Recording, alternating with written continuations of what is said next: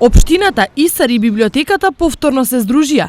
Руинирана зграда ќе ја претворат во креативен центар. Станува збор за објект во Штип познат како првите простории на Радио Штип, односно детската амбасада, кој со децении пропаѓа пред очите на сите. Издвоени се од буџетот некаде околу 50.000 евра за комплетно уредување на самиот објект на старата детска амбасада.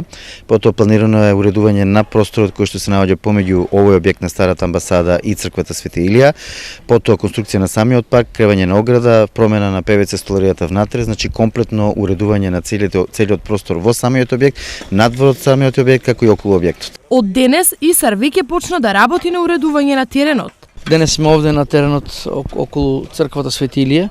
Го средуваме запустениот простор кој што се наоѓа околу самата црква, го средуваме паркот кој што се наоѓа околу самата црква, а исто така и ја рачистуваме просторијата кој што се наоѓа овде, која беше полна со разноразни предмети, разноразно ѓубре. За многу кратко време, за ден-два, ние ова ќе го средиме комплетно и ќе биде исчистено и ќе биде ставено во најдобар ред. Објектот пред една деценија е доделен во сопственост на библиотеката и тие конечно за овој простор имаат план.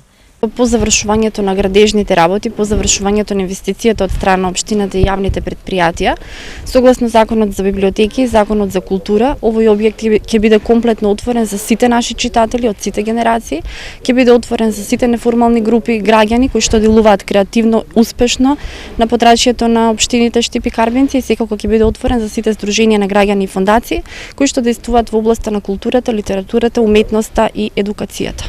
Освен објектот и просторот околу него, за целосно завршена работа ќе се направи и пристапниот пат до таму.